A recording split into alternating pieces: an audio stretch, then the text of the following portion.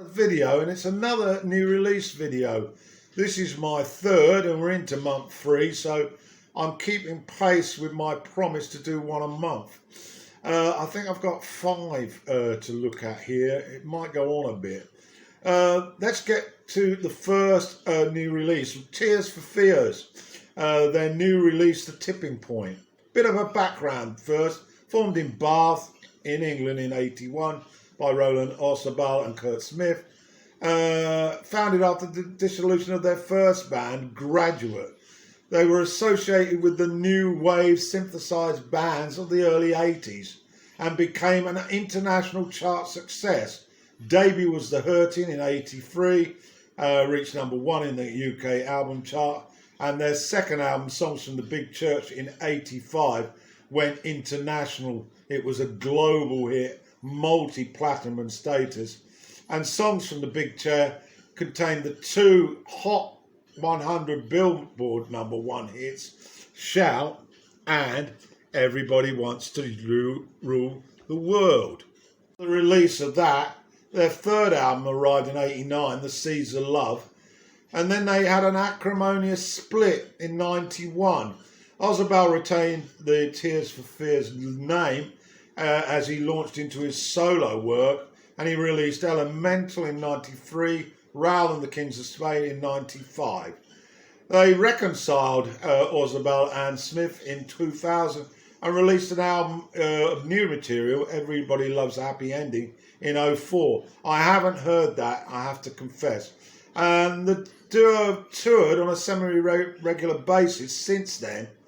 Anyway, now The Tipping Point's arrived, their 7th release in February 2022.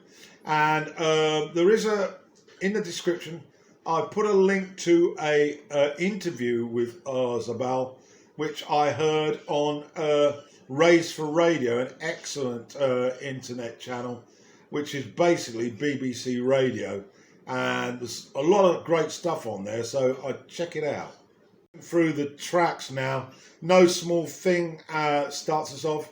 The acoustic percussive Spanish feel with a touch of accordion starts us off, and there's a contemporary sophisticated rock pop feel, and this track has some dazzling vocal unity between Smith and Orzabal.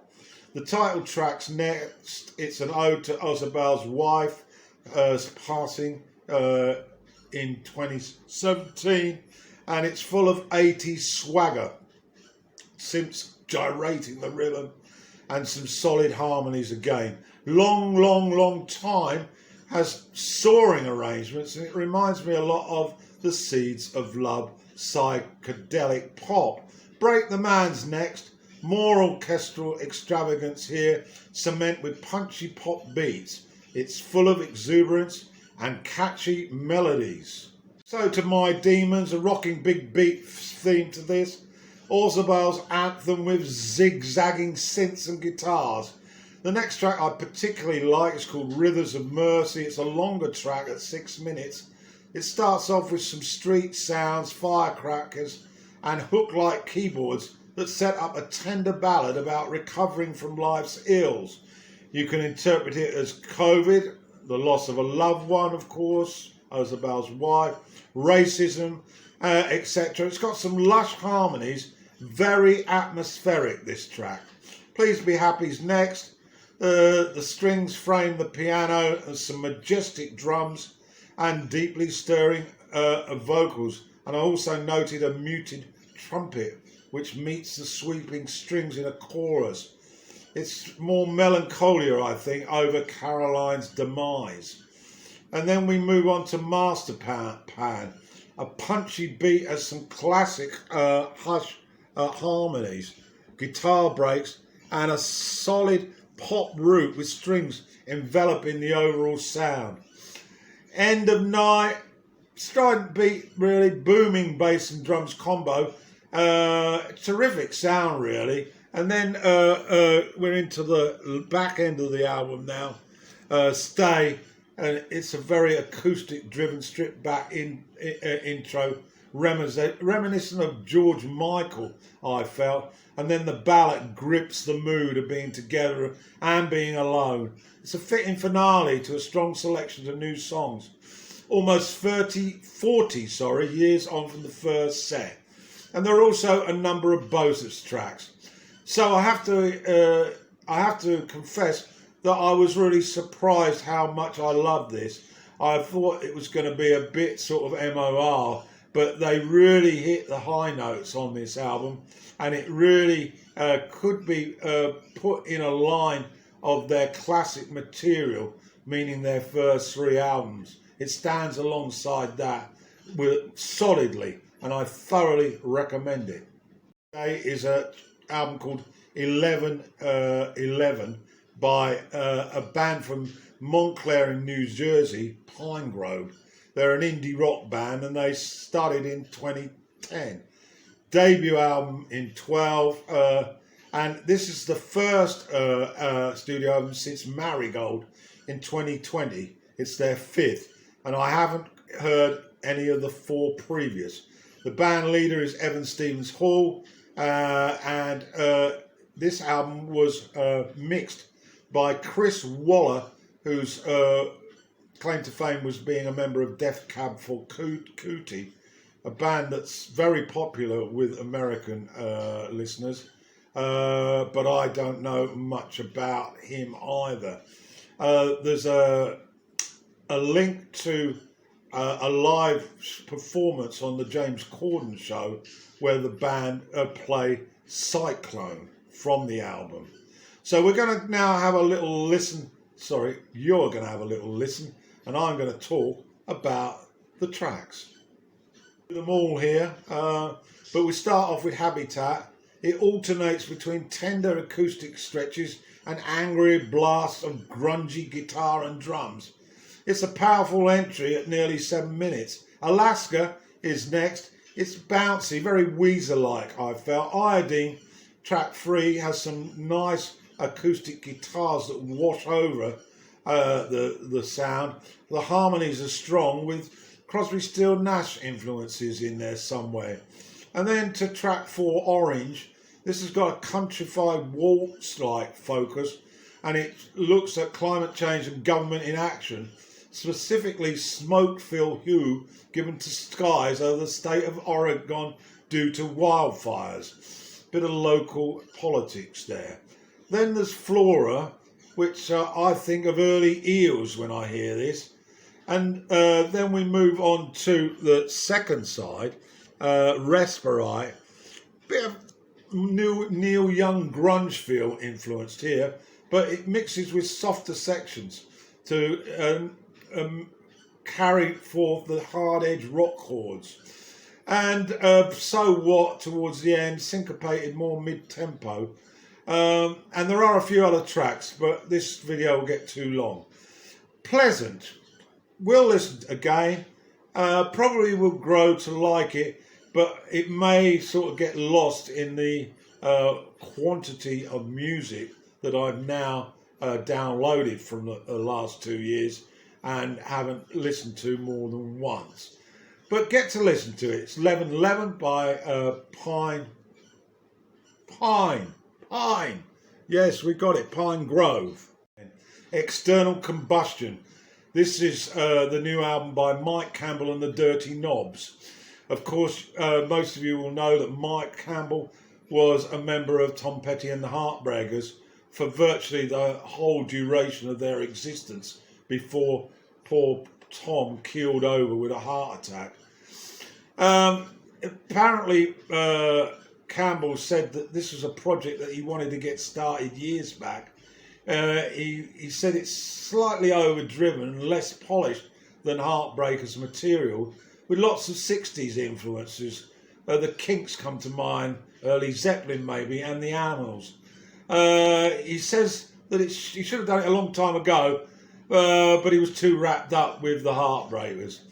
There released a single in 2010, not that I heard it, and there was a debut album, Reckless Abandon, in January 20, another piece of work that I haven't heard.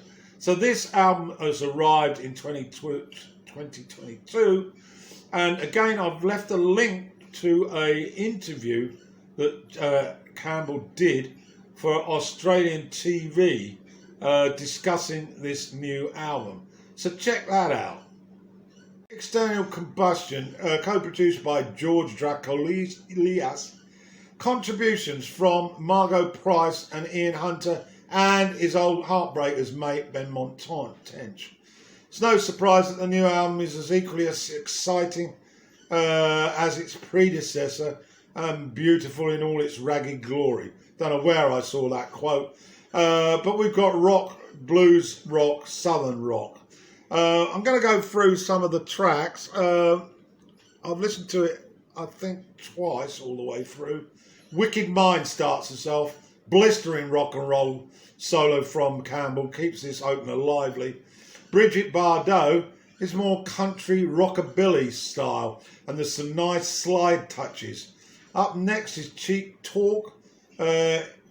Campbell adopting some of Petty's vocal style, but there's some piercing guitar solo to save it. And then the title track, lively kickstart to this bluesy, smoky track with a southern sneer.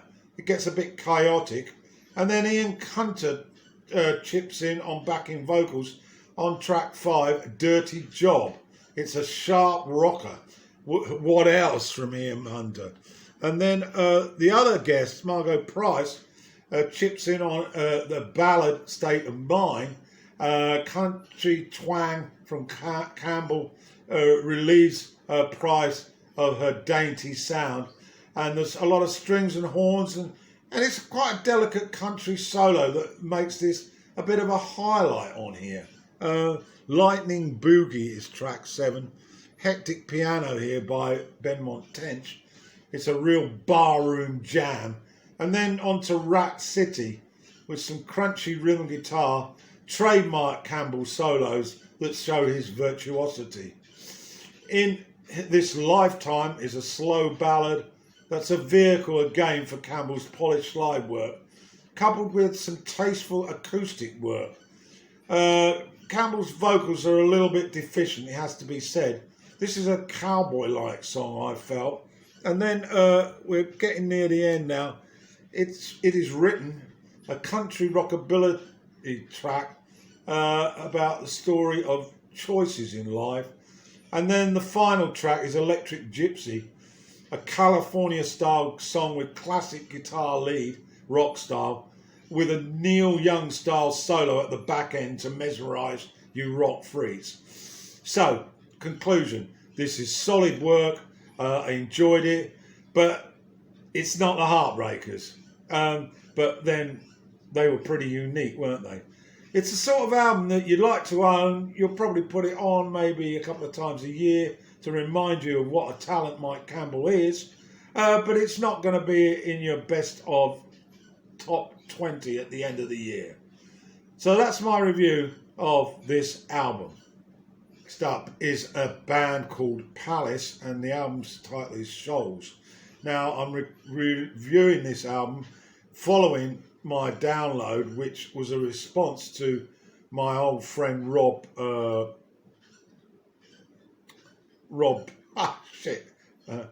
Let the music play. Rob Walker. Sorry, Rob. And this was before he had his accident, which ended him up in hospital with a broken pelvis. I recently saw you, Bob, and you looked like you were still in pain, but pressing on with your life. I hope all the best for you with that. Well, it's mild now, but the weather in England, which is not conducive to joint problems. So back to the music. Rob really likes this band, and he told me about the new record.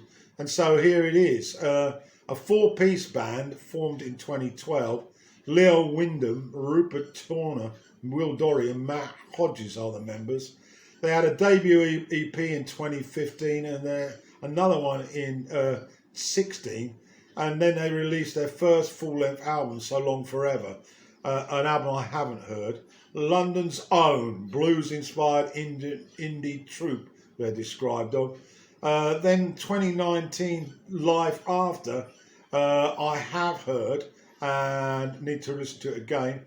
It took aim at feelings of fear and the human condition, and that's more of the same with this melancholic third album called Shoals. So there's some open and honest writing on here, some soft vocals, shimmering instrumentals to create a sort of ethereal, dreamlike experience.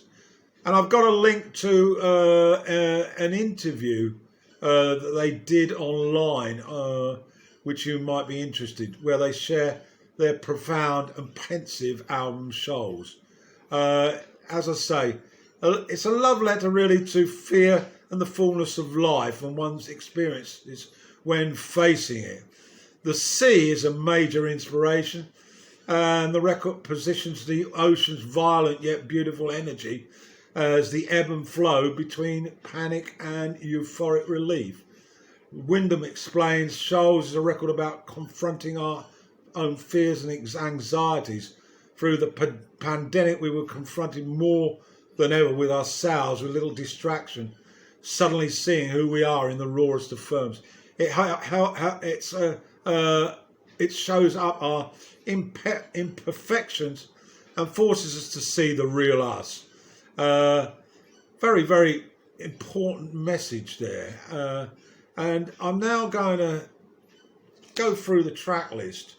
Never said it was easy. Some heartfelt piano here drives this opener. Very ambient and some nice sonic melodies and lovely soulful vocals. Shame on You. Bundles of guitars shimmer here behind the impassioned vocals. Fade. This is guitar fueled. Got some pacey bass runs with some infectious grooves. Elements of early U2 rhythms here, I felt. And then we've got Gravity. Melancholic detachment from the world we live in. Woozy electronic beats. Hints at psychedelia blues. Leads to a booming outro. And then moving on, Give Me the Rain. This harks back to the heyday of British indie guitar bands long past. Some nice delicate guitar solo running up and down the fretboard. A sonic array of keyboards and guitars that mesh intimately. Friends Forever, more forceful upfront lead guitar breaks here. Straddle some mournful vocals. And Killer Whale is a spacey rendition of Creature Love. And then Lover Don't Let Me Down, there's a choral cry for Wyndham's vocals, backed by some cathedral echo of tumbling guitar lines. Bears a nod instrumentally to very early Coldplay. Sleeper is more stripped back, beats with haunting vocal overtones.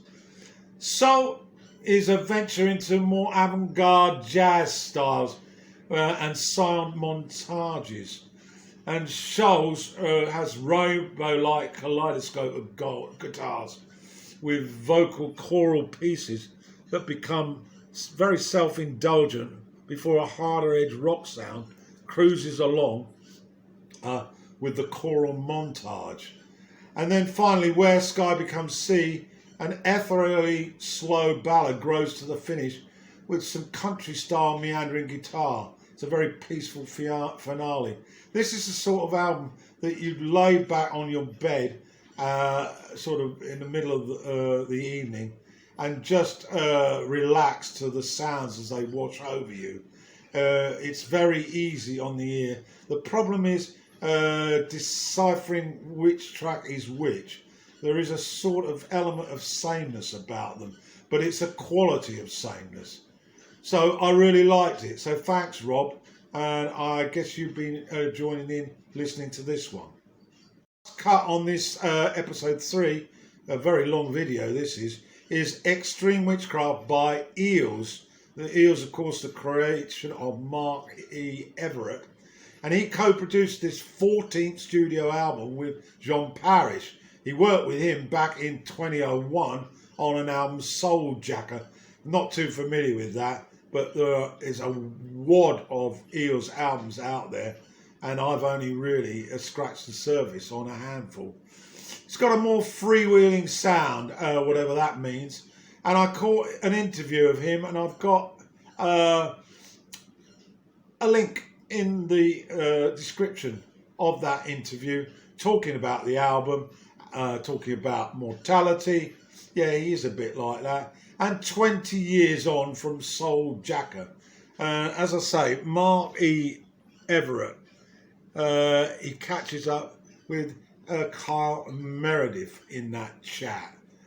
And of course, it's only a year on from the Earth to Dora album, which I also enjoyed. In this interview, as I say, he talks about Soul Jacker, the new album, and inspiration from 70s soul, aging, mortality, you name it, Mark's covered it in that interview. This amateur hour kicks us off. It's quite a crunchy rocker full of buzzy guitars. Certainly got some attitude. Good Night on Earth. Very standard rock beat here with a few deviant synth sounds to alleviate the monotony. Strawberries and Popcorn I do love, although it's got a plodding country indie feel to it with some tasty guitar runs. Steam Engine is a lean R&B groove with backing vocals no less. And then another favourite of mine is Grandfather Clock Strikes 12. It sounds a little bit by Beck Hansen. Great groove, weird guitar licks, jerky rhythm, and a bit of a nod to Prince on the rhythmic chord solo as well. So next up is Stumbling Bee. The misery sounds through this track. It's got a sloven-like beat with a riffy guitar solo, albeit brief. And then the magic appears. A burst of energy with a psychotic-like beat and chaotic keyboards. Better Living Through Desperation has a maracas shuffle in post-punk funfair buzz. It's pretty nice. And So Anywhere. Here, Mark turns to lounge jazz. Well, it's not quite that, but it's captivating. And if you've survived previous Eels albums, pianos latch on to the arrangements here. What it isn't has an intro which is almost dreamy Beach Boys like before it launches into a punk tirade before recycling. And then we're into the back end, Learning While I Lose. A simple folk song joins a soft beat which adds some nice joyful tones. And then I Know You're Right. This closely reflects on self-evaluation, but it's got a solid indie rhythm with closing solo. Once again, a pretty competent selection of songs. As with most Eels albums, it requires a regular listens to really get the most out of it. But it has to be said that this man knows his onions. If you haven't found out about Eels, might be a good place to start. So anyway, that concludes this episode 3 of new releases. I've got a tray full of others to edit, put together and record and then get it out to you. There should be 2 in the next 6 weeks because there's just so many albums. Okay, thanks a lot.